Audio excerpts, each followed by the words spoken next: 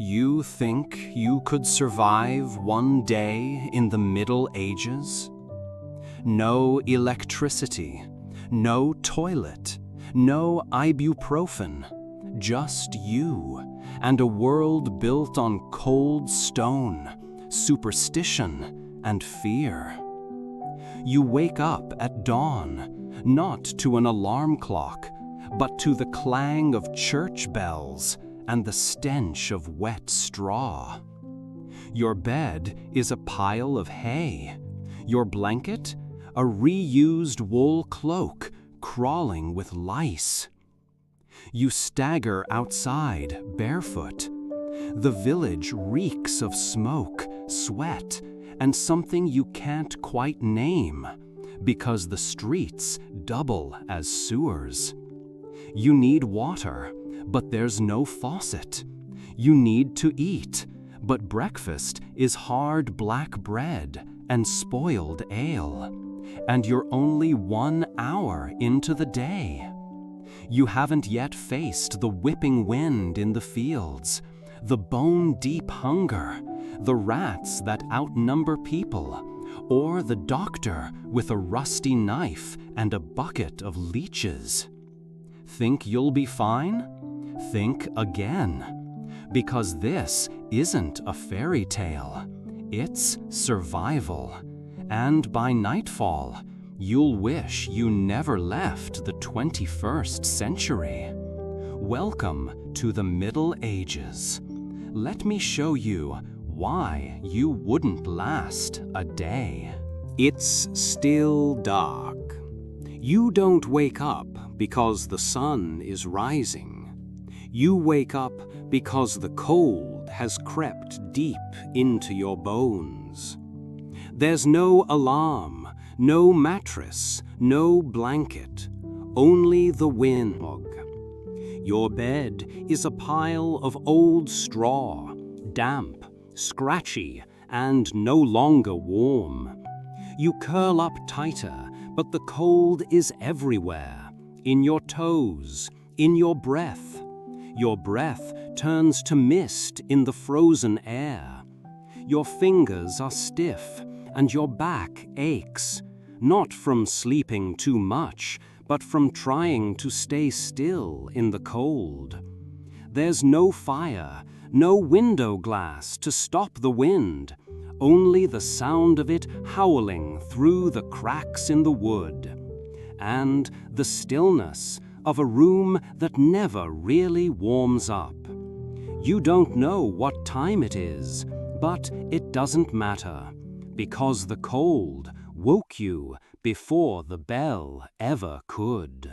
You open the wooden door, not to welcome the morning sun, but to face a blast of frozen wind straight into your face. There's no glass pane, just rough wooden shutters, and snow slipping through the cracks like whispers from another world.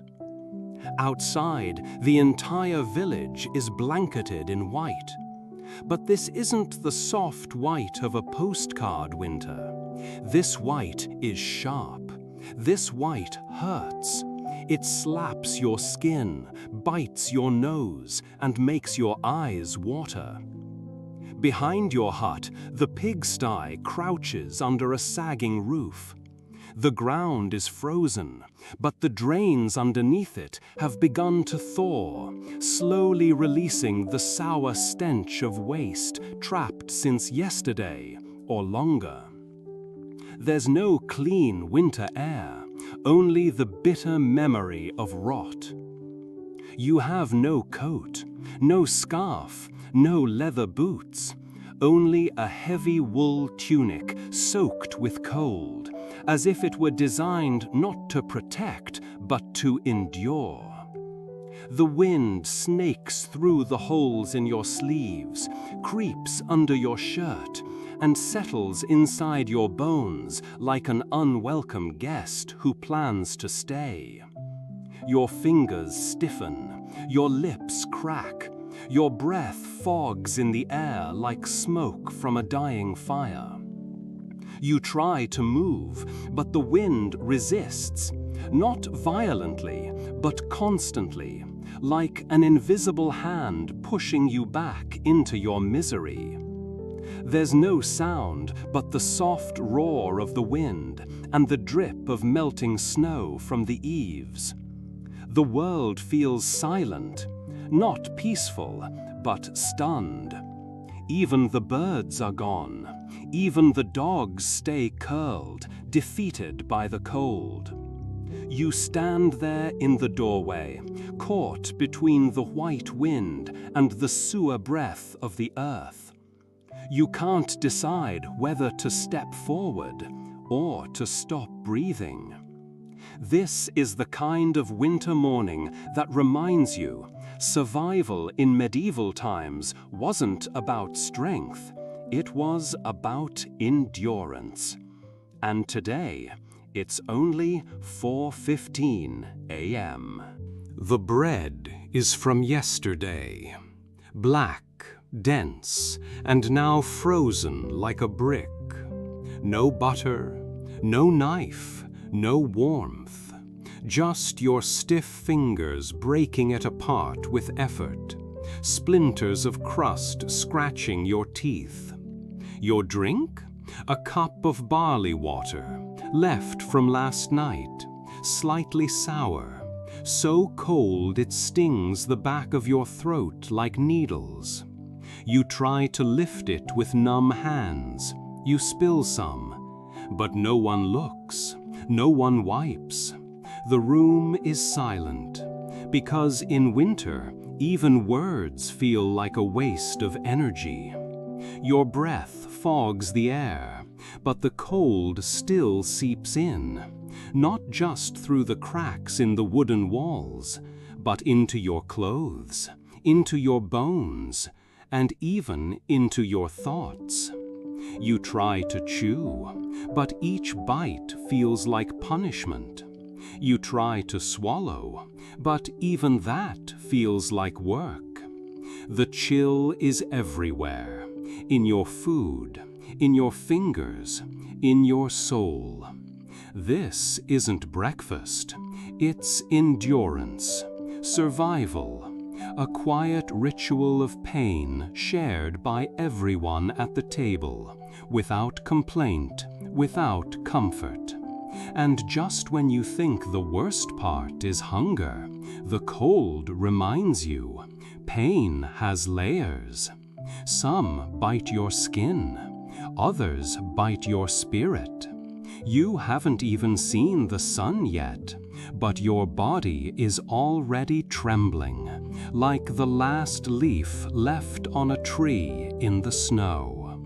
You wake up at 5 a.m., and your body gently reminds you of its first need. But forget modern bathrooms. In a medieval village, a toilet was either a deep pit behind the pigsty, or, if you were lucky, a freezing stream that cut through the village.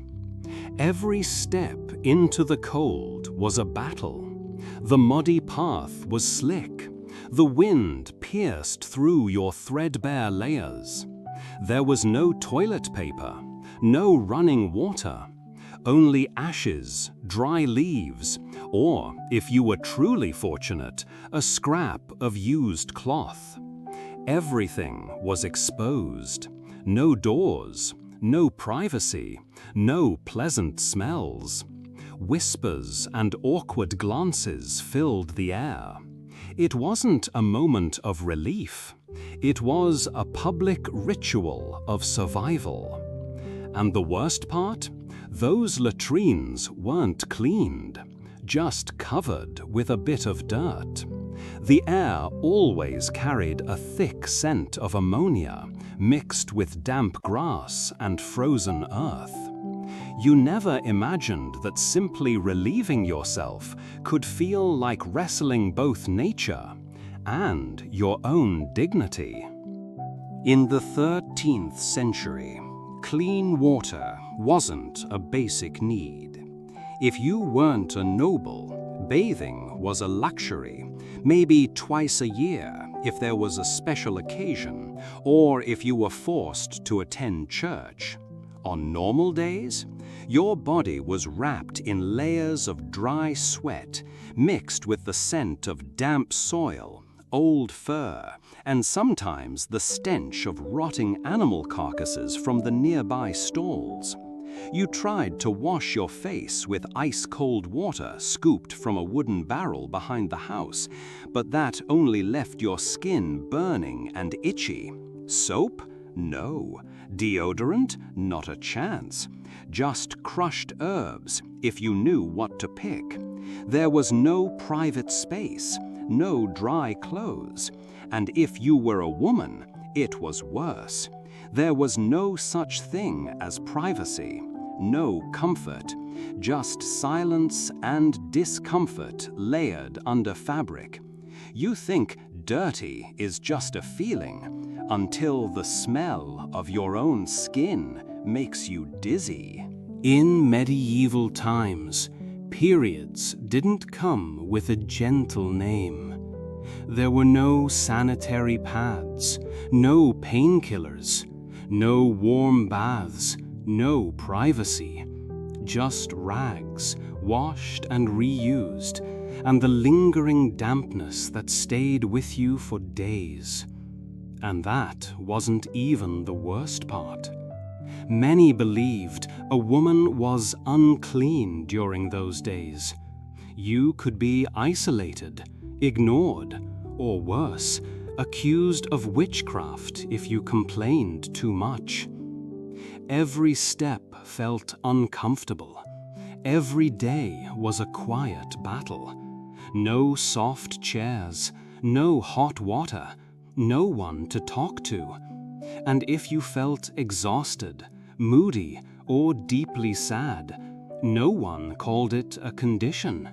You were expected to endure it without words, without care.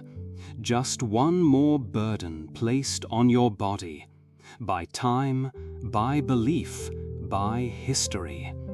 Your body ached, your mind blurred, and for the first time, you understood why the average life expectancy was only 35. You didn't wake up to a gentle alarm or the glow of a smartphone.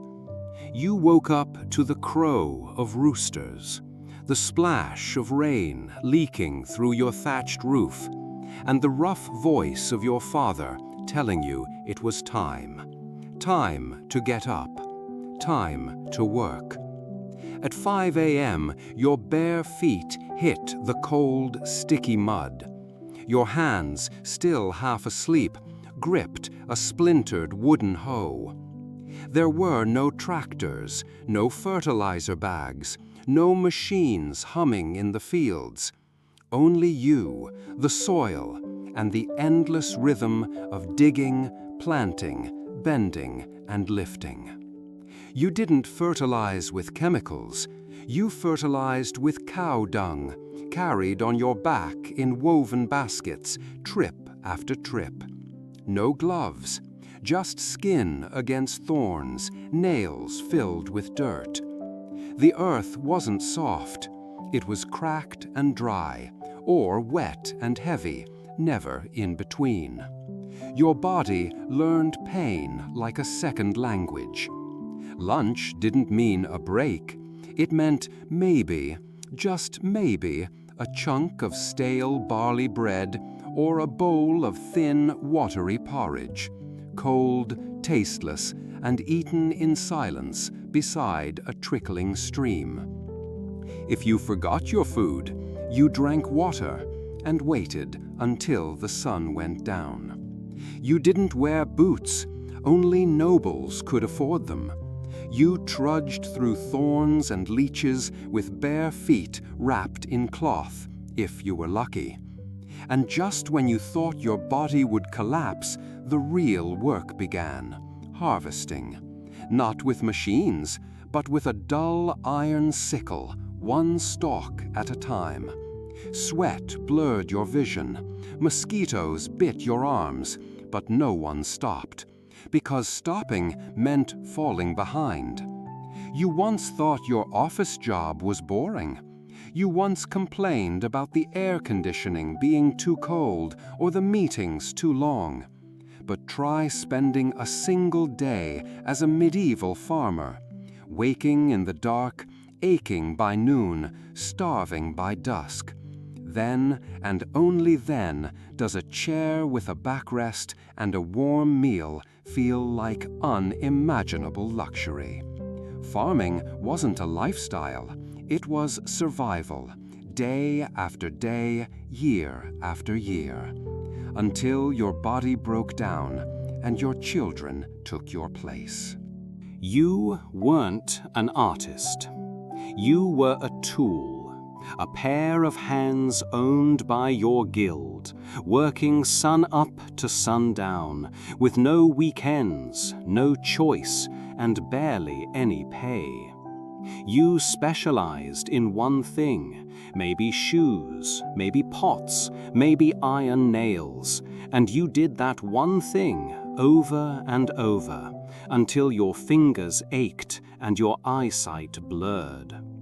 Becoming a craftsman wasn't freedom, it was a contract, a silent agreement to be bound. The guild decided your hours, your prices, your tools, even who you could teach. You couldn't open your own shop, not without approval, not without years of obedience and dues to men who wore better shoes and spoke with softer voices. You might think having a skill gave you power, but it didn't. It gave you obligations. You made things for others and rarely kept anything for yourself. The boots you made, too expensive to wear. The table you carved, sold to someone who would never learn your name. You worked in dim rooms, hunched over benches, squinting by candlelight or dusty windows. Your hands were cracked, your nails black, your back curved like the bow of a forgotten ship. And still you worked, because not working meant starvation. And complaining, that was worse. A few harsh words to the wrong man could mean being banned from the guild, or worse, blacklisted in town. No one would hire you, no one would sell to you. You'd be invisible in a world that only saw labor.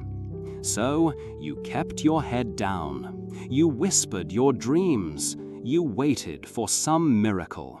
An apprentice who might carry your name, a lord who might pay a fair price, a moment of peace that never quite arrived. You once wished for a more hands-on career. You once envied woodworkers and smiths, but in the medieval world, craftsmanship wasn't passion, it was pressure, it was survival. And the badge of pride you wore, it wasn't on your chest, it was in the calluses on your palms. You didn't wake up refreshed. You woke up interrupted by roosters, by cold, by a sore body that never got to heal. Being tired wasn't something you said, it was something you wore. Under your eyes, in your bones, across your silence at the table. Rest was for the noble, for the priests, for the dead. Everyone else, they pushed through. You worked through coughs, through hunger, through injuries. You stitched your own wounds and prayed the fever wouldn't come. You carried water buckets with blistered palms. You climbed ladders with shaking knees. You harvested fields with your back half bent from yesterday's labor. And no one asked if you were okay. No one cared if your hands bled into the grain. Fatigue wasn't a condition, it was assumed. It was part of your name. And if you dared to stop, if you sat too long or spoke of weakness, they called you lazy, or worse, replaceable. The village didn't wait for you. The animals didn't wait.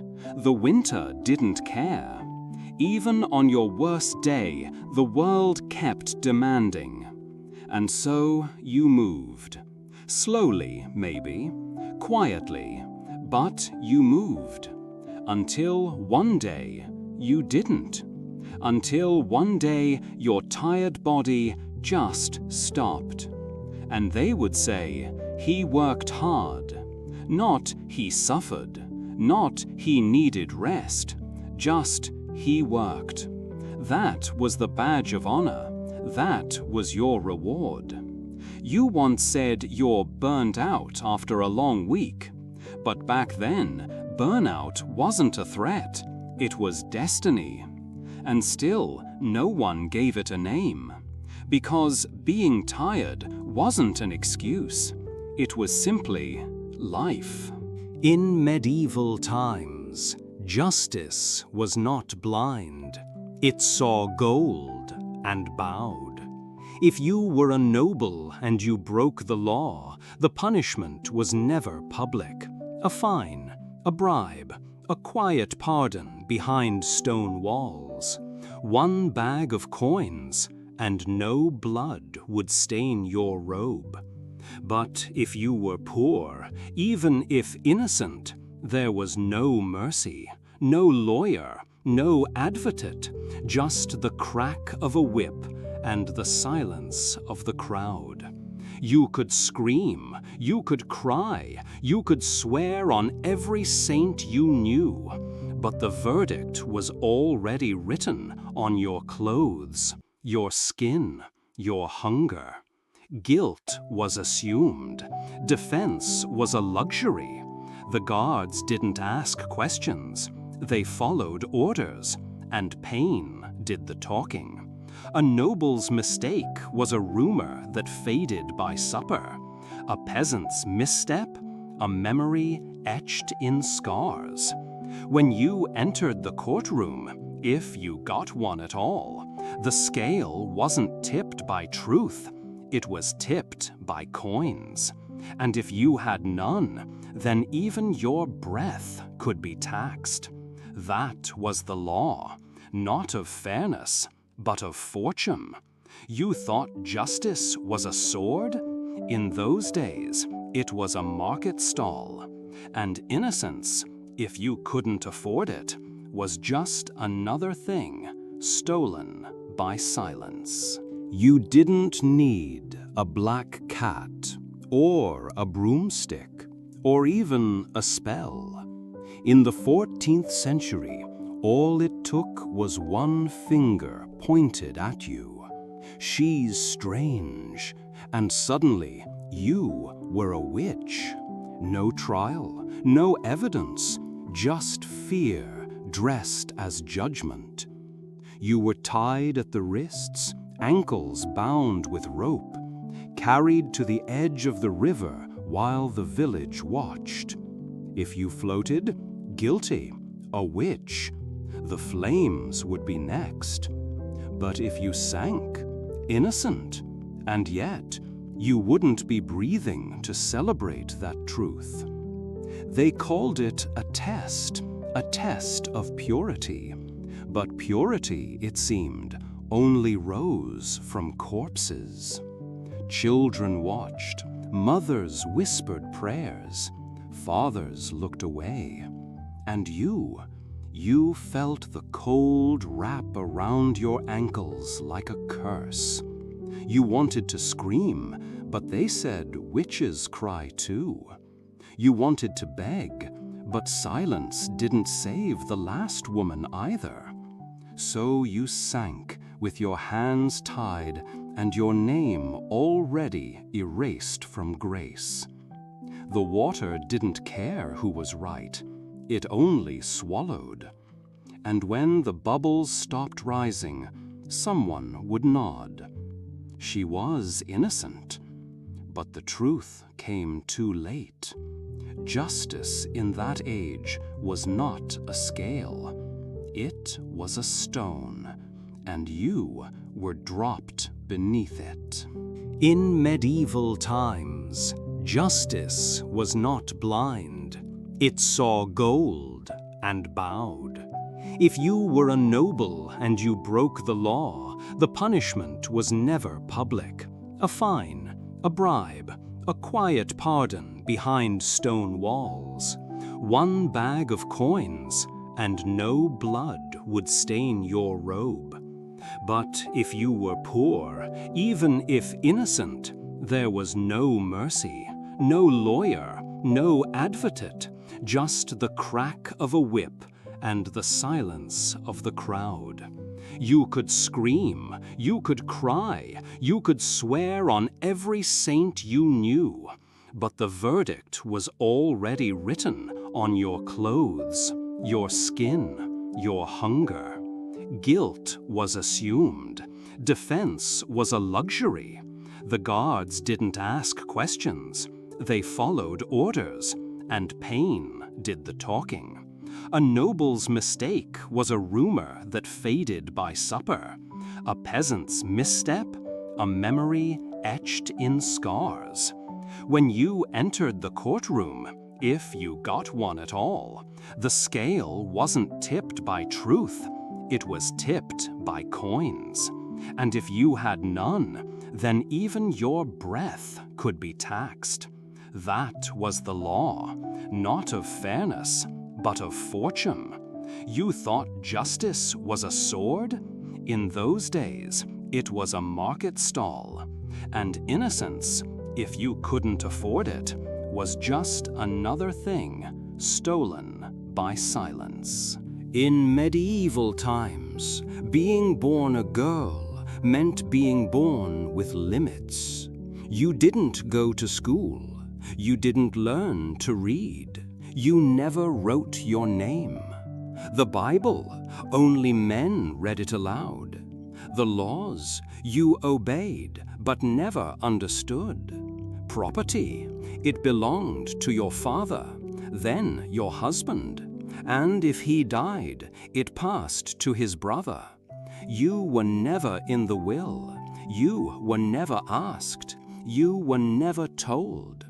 You lived in a house that wasn't yours, slept in a bed that wasn't yours, wore a name that wasn't yours. You were a daughter first, a wife next, a mother if you were lucky, a widow if you survived. Your worth was measured in dowries, in obedience, in silence. You couldn't sign a contract. You couldn't own land. You couldn't say no. You were traded, like livestock, like fabric, like coins. No one asked what you wanted. No one cared.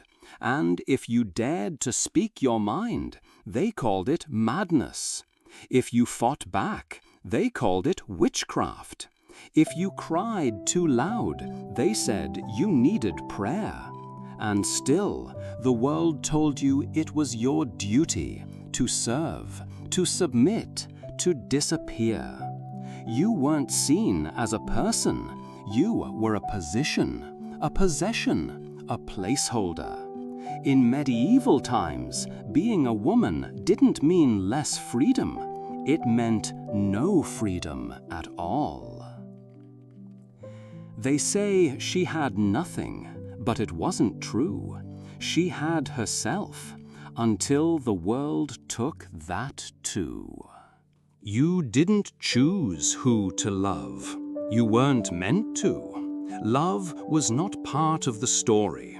Marriage wasn't a union of hearts. It was a deal between two men, your father and your future husband. Sometimes they sealed it with coins, sometimes with livestock, but never with your voice. At 13, you wore the wedding dress. At 14, you bore your first child. You still had dreams, but no one asked about them. You still felt pain, but no one stayed to listen. Your name changed, your body changed, your world changed, but your choice, that never existed. If your husband was kind, you were lucky. If he wasn't, you were silent. Complaining wasn't allowed. Refusal wasn't possible. You belonged to him, in law, in name, in body. You slept beside a stranger and woke up as someone's property. And still, they called it destiny. They said it was tradition. They said it was good for you. But the truth? Consent was never part of the ritual. Your wedding was a transaction. Your wedding night was a duty. And your tears were part of the silence. Love, they said, is for stories. Obedience, they whispered, is for wives. In medieval times, you didn't wait for the one. You were given to whoever paid the most. And yet, through it all, a small part of you still wondered, what if love was real? There were no doctors, no hospitals, no antibiotics. Giving birth was not a moment of joy, it was a test of survival. You weren't in a clean room. You were on hay in a dim corner of your home with nothing but cloth, hands, and prayers. If you bled too much, you died. If the baby came the wrong way, you died. If infection crept in silently, no one knew how to stop it. And no one came running. A midwife, maybe, but only if you were lucky. Most women were surrounded by silence, fear, and other women who had once gone through the same pain. You screamed not just from pain, but from knowing you might never open your eyes again. And when the child came, you had no time to rest, no help, no safe recovery. You were expected to feed, clean, and serve within hours. And if you were betrayed, if your husband beat you, shamed you, or accused you of dishonor, you could not leave. You could not speak. Divorce was not allowed. Your pain was invisible to the law. In some places, a man could kill his wife to protect his name and walk free. And through it all, no one asked, "What do you want? What do you choose?" Because as a woman, you owned nothing, not even the right to live or die on your own terms. Being a woman, they said, was about sacrifice, but in truth, it was about losing the right to even choose how you suffer. In medieval times, there was no word for stress, no word for mental fatigue. No one asked if you slept well. If you said your head hurt, they didn't give you herbs or rest.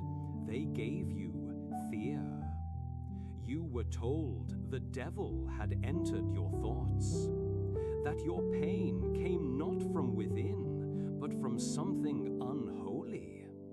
You were taken to the church, not to heal, but to confess. You weren't offered a pillow, you were offered guilt. They would pour cold, holy water over your face. They would press a wooden cross to your forehead. They might tie you down. Some shaved your head, saying demons nested in your hair. Others struck the back of your skull to knock the darkness out. The pain never went away, but that wasn't the point. They didn't want you cured. They wanted you quiet. Submission was healing. Obedience was medicine. And if you dared to cry out again, the whispers began that you were dangerous, that you were cursed, that you needed an exorcism, not compassion. Your suffering became a spectacle. Your silence became survival. A headache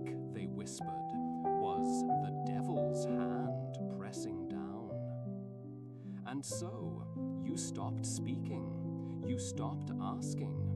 You learned to endure the pain with a smile, because pain to them was proof of sin. And healing, that wasn't in your hands, it was in God's, or worse, in theirs. In medieval times, a fever wasn't a sign to rest, it was a sign to bleed. When your skin burned and your breath came in gasps, the doctor didn't reach for herbs, he reached for a knife. Bad blood, they called it, and they believed it must be removed. A vein was sliced open, sometimes shallow, sometimes deep. Blood spilled into bowls, onto cloth, onto dirt floors. The weaker you were, the more they bled you. They thought if the sickness made you hot, the cure was to drain it. You trembled, you cried, your lips cracked from thirst, and still they cut. Sometimes with blades, sometimes with leeches.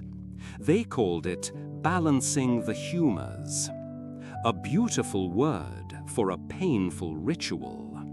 There was no anesthesia, no hygiene, just faith and fear. If you got better, they praised the method. If you died, they blamed your weakness. Not strong enough, they said, not pure enough. It wasn't about science, it was about survival. And even the best intentions could end in a grave.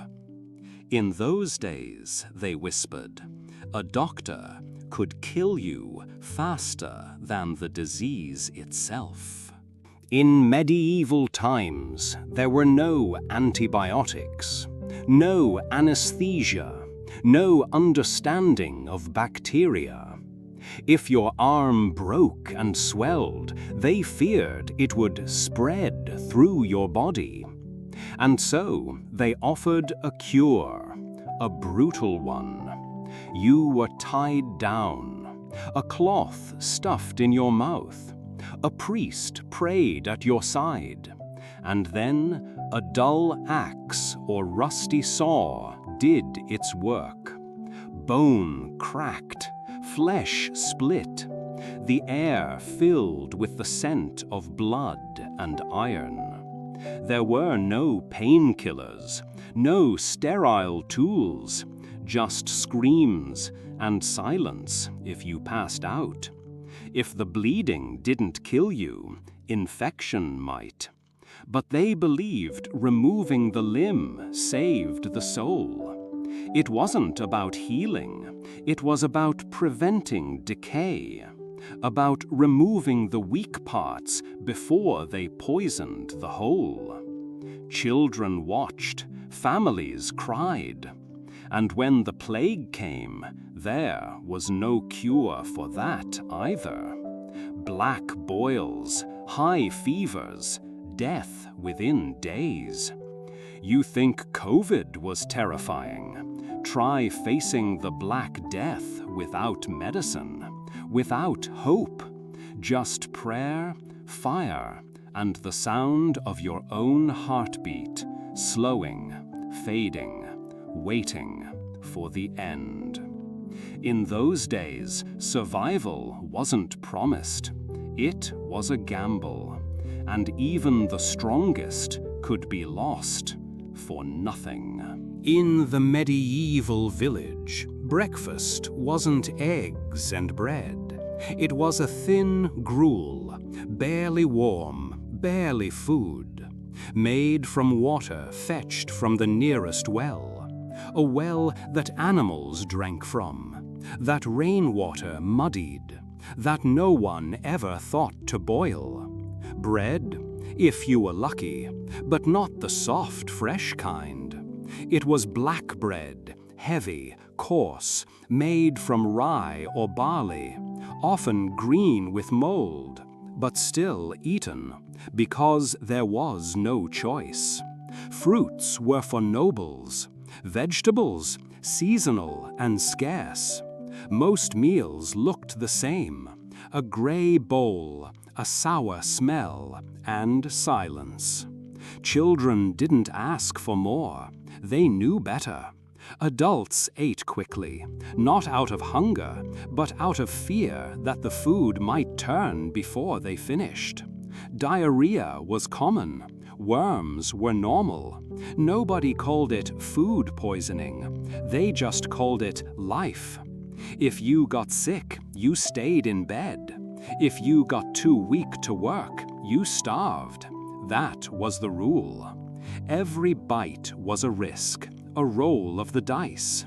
Not eat to live, but eat and hope. And yet the villagers kept eating, because hunger was worse than fear. And in a world where medicine was a prayer and clean water a myth, food, no matter how bad, was still the only thing between survival and silence.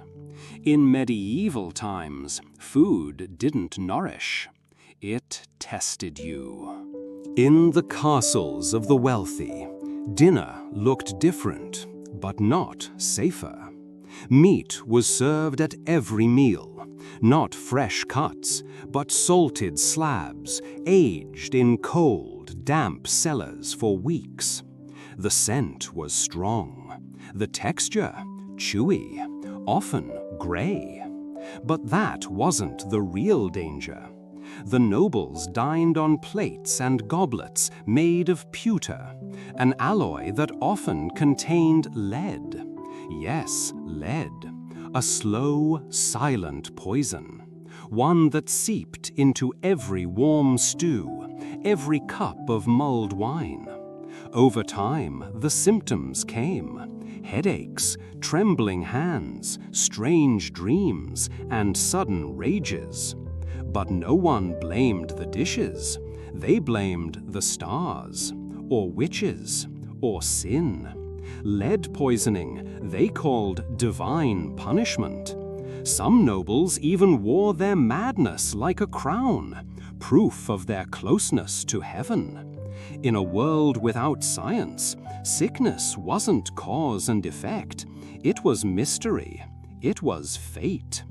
And so the rich kept feasting, unaware that their royal platters were killing them one bite at a time. In medieval times, luxury could poison you more quietly than hunger. In medieval villages, food didn't end with fullness. It ended with pain. There were no doctors, no antibiotics, no knowledge of germs or parasites. Kitchens had no soap, no refrigeration, just wooden cutting boards soaked with yesterday's blood, rusty knives, unwashed hands, and meals that sat in the sun too long. A child eats bread, then curls into a ball, crying with stomach pain. No one knows why. A man sweats through the night with fever and thirst. They say he's weak of body, but the truth, he's hosting parasites, roundworms, tapeworms, bacteria, creatures the people never saw, but always suffered. There was no treatment, no pills, no knowledge that water could carry death. A single sip from the village well could twist your insides for weeks. And there was no pattern. Some survived, some didn't. And so food became a gamble, a daily toss of the dice. Will it nourish, or will it rot you from the inside? In the Middle Ages, food kept you alive, until it didn't. In the Middle Ages, the sun didn't just set, it vanished. And when it did, so did your sense of safety. You came home not with a warm light or a waiting meal, but with silence. No electricity, no candles if you were poor, just darkness so deep it swallowed the path beneath your feet. You walked slowly, feeling for each step, hoping not to trip over roots or slip in mud or meet something that growled. Wolves didn't knock, thieves didn't ask. Doors were wood with gaps, windows had no glass. Wind found its way through every crack, whispering across your skin. Inside, you couldn't see your family. You recognized them by the sound of breath, the occasional cough, the soft shuffle of tired limbs settling into straw. There were no beds, no privacy, no quiet peace. Only the tension of being vulnerable, completely in the dark. And that was every night. You didn't sit and relax. You didn't talk. You listened to make sure nothing was creeping closer. A branch snap could mean a fox or a man. You didn't know. That was the fear. That was medieval night. In those times, nighttime didn't bring rest. It brought suspense. There was no bed in your medieval home. No mattress, no pillow, just straw. Not fresh golden straw, but damp, darkened bundles spread thinly over a dirt floor. The smell was a mix of mildew and sweat. You didn't sleep alone. Your parents, your siblings, your cousins, and rats, lice, fleas, bedbugs, all shared the same space. You scratched your skin in your sleep, not because of dreams, but because something was crawling. Bathing was rare, soap a luxury. Most didn't even know what hygiene was.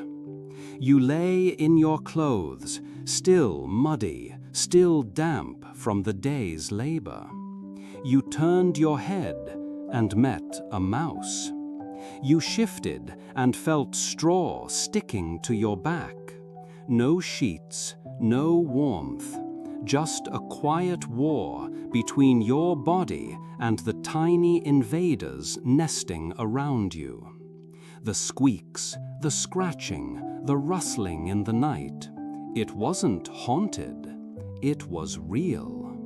Sleep was just the name of a battle you hoped to survive. In the Middle Ages, bedtime wasn't about dreams. It was about endurance. In a medieval home, the sound of a cough could silence a room. Not because it was rude, but because it was a warning. A fever, vomiting, or breathlessness meant one thing: death might be near. There were no doctors to call, no medicine to give, no understanding of infection or recovery. Instead, the family prepared. Clean straw was laid down, water was brought near, a white cloth was folded carefully. Children watched their elders weaken day by day, without explanation, without comfort. Adults whispered prayers into the night, hands trembling, not knowing if they'd lose a spouse, a parent, a child. Death didn't knock in the Middle Ages. It slipped in, quietly, in the dark, while you slept. Every evening, was a gamble. You might not wake up, and if you did, someone beside you might not. No alarms, no doctors, just silence. The kind of silence that followed the last breath. So when you closed your eyes, it wasn't peace you felt. It was surrender to the fear, to the helplessness, to a world where a single cough could mean a funeral by morning. In the Middle Ages, reading was not a skill, it was a privilege. Most peasants didn't even know what a book looked like. They were handwritten, slow to copy, and stored behind heavy church doors. Books were chained to lecterns, not because someone might steal them, but because someone might read them. Literacy was rare, knowledge was sacred, and the church decided who was worthy of both. Monks spent years copying texts by candlelight with ink made from oak galls. The words were Latin, the handwriting unreadable to most. If you weren't a monk or a priest, you didn't read. You listened, you obeyed, you believed what they told you. Questioning a sentence could be questioning God. In that world, books were not tools of learning. They were weapons of control. In medieval times, owning a book was like owning forbidden power, and power was dangerous, especially in the wrong hands. In a world lit only by fire, the stars were not studied, they were feared. To believe the earth moved around the sun was not curiosity, it was heresy. To suggest that illness came from something as small as a germ, heresy. Science was not called science, it was called danger. Galileo was forced to kneel and deny the very skies he had charted. Other thinkers were tortured, silenced, or burned alive, simply for observing the heavens or asking how lightning struck. Books were banned, ideas were crimes, and truth was something the church had to approve. The farther your thoughts traveled from Scripture, the closer you came to the stake. In medieval times, knowledge didn't set you free. It could sentence you to death. In medieval times, everything was explained by one thing: God's will. Illness wasn't biology, it was punishment. Famine, a divine lesson. Death itself, a part of God's mysterious plan. To ask why was to question heaven, and questioning meant danger. You weren't taught to think, you were taught to obey. Prayer was your only medicine. Confession was your only cure. If you doubted, if you dared to wonder, you risked exile, torture, or worse. Knowledge was not salvation, it was suspicion. The faithful lived longer, not because they were healthy, but because they were silent. In that world, faith wasn't just belief, it was permission to exist. You made it. One day. Barely. Your back aches, your hands tremble. Your stomach turns with whatever passed for food. Your mind, it's numb. There's no break, No weekend, no someday it'll get better. You don't dream of more, you hope for less pain, less hunger, less loss.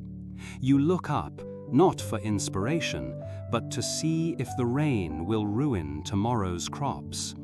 The night is cold, the straw bed damp. The rats are back, so are the fleas. Someone next to you coughs and you flinch. You close your eyes, not to rest, but to escape. No electricity, no medicine, no voice, just silence and survival. And as you lie there, a quiet realization seeps in, one more chilling than the wind that creeps under the door. The world you live in now, deadlines, bills, missed trains, might still be heaven compared to the hell they called life back then. If you're hearing this now, on a smartphone, under a soft blanket, in a warm room with electric light, you're not just living in the modern world. You're living in the safest, healthiest, and most comfortable moment in all of human history. No public torture, no starvation looming each season, no rats crawling over your bed. You can read, you can think, you can question, and you can choose. That's a luxury most of our ancestors never knew. And if this video gave you even a glimpse of that, if it made you reflect, made you feel something, then leave a like, share a thought in the comments, subscribe if you want more quiet truths softly told. History was never meant to be boring. It was meant to be a mirror, showing us how far we've come and how easily we forget. We whisper these stories not to frighten you, but to remind you, you are fortunate and you are not alone. Thank you for being here.